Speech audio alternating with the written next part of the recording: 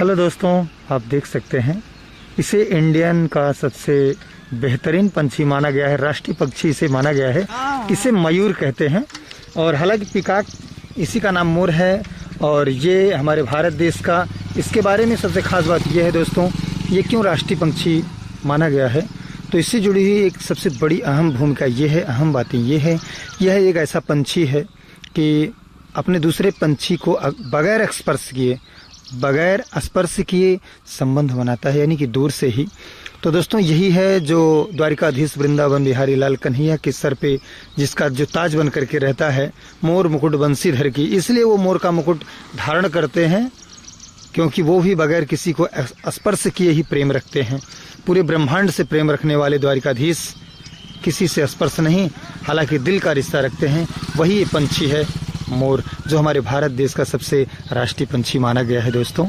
तो इसको कभी इसके साथ छेड़छाड़ न हो, इसको मारा न जाए, इसको बचाया जाए दोस्तों, अपना ये परम कर्तव्य है। एक कहावत भी है कि जंगल में मोर नाचा तो किसने देखा दोस्तों, उसको मुरली वाले हौसला ने देखा। शायद आप लोग भी देख रहे होंगे दोस्तों। अगर आपने मोर नाचते हुए देखा हो तो कमेंट में अपनी राय ज़रूर दीजिएगा दोस्तों। ये ऐसा सुंदर पंछी है कि अपने सहपाठी के साथ कभी उसके करीब नहीं जाता, दूर से ही संबंध बनाता है। यानी कि जब ये नाचता है तो ऐसा माना गया है कि जो मोरनी होती है ये मोर है, यानी कि ये नर है और जो दूसरा है वो मादा है। तो मादा इसके पास आती है मोरनी और इसके आंसुओं को पीती है और उसी से उसका गर्भधारण होता है, जो बच्चे यानी कि अंडे को जन्म दे करके उसमें से बच्चा निकलता है। तो राष्ट्रीय पंछी होने के नाते दोस्तों इसका कहीं न कहीं एक अहम सम्मान है हमारे भारत देश में। आपका भी परम कर्तव्य है कि ऐसे पंछियों को बचाया जाए। तो अब इसकी इच्छाएं पूरी हो गई हैं और ये काफ़ी डांस भी किया है, नाच लिया है। ये पर्यावरण के लिए प्रकृति के साथ नाचता है। क्या बात है दोस्तों, देखने में कितना खूबसूरत लग रहा है। तो दोस्तों ये आवाज़ करके मोरनी को बुलाना चाहता है अपने पास में और खुद नृत्य करता है और आवाज़ देके मोरनी को बुलाता है। ये पर्यावरण का एक सूचक है। जब मानसून हरा भरा होता है तो मयूर जंगल में नाचता है।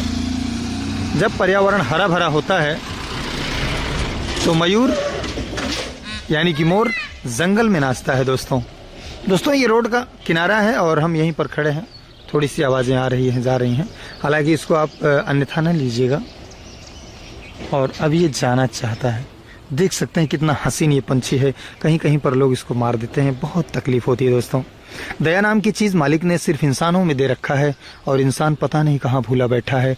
आज हर कोई दोस्तों अपना घर, अपना वतन याद कर रहा है, सब कोई अपने घर की तरफ भाग रहे हैं, फिर भी दया नाम की चीज़ को वो भूल जाते हैं, जबकि उन्हें भूलना नहीं चाहिए। तो दोस्तों जैसा हम करते हैं एक दूसरे के साथ, मल्टीप्लाई होकर के हमारे साथ उसका 10 गुना ज़्यादा हमको मिलता है, चाहे वो अच्छा हो या बुरा हो।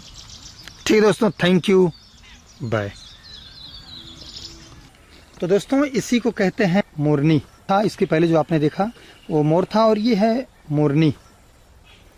तो ये नर और ये मादा, यही दोनों एक साथ रहते हैं दोस्तों। जो नर होता है उसकी पूंछें बड़ी होती हैं और जो मादा होता है उसकी पूंछें छोटी होती हैं।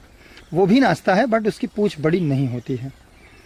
तो दोस्तों ये जंगल में काफ़ी अस्थाई बैठते हैं, एक जगह काफ़ी कंफर्टेबल महसूस करते हैं, सुकून इनको मिलता है।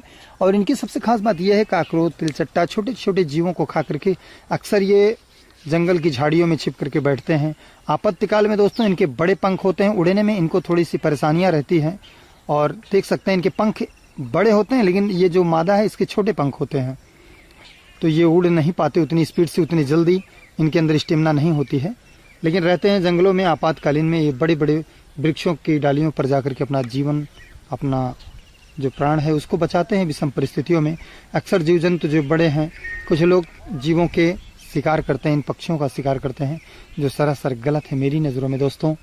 तो आप भी जो जंतुओं को बचाइए, इनसे जुड़े हुए हमको बहुत अच्छा लगता है। ठीक है दोस्तों, थैंक यू।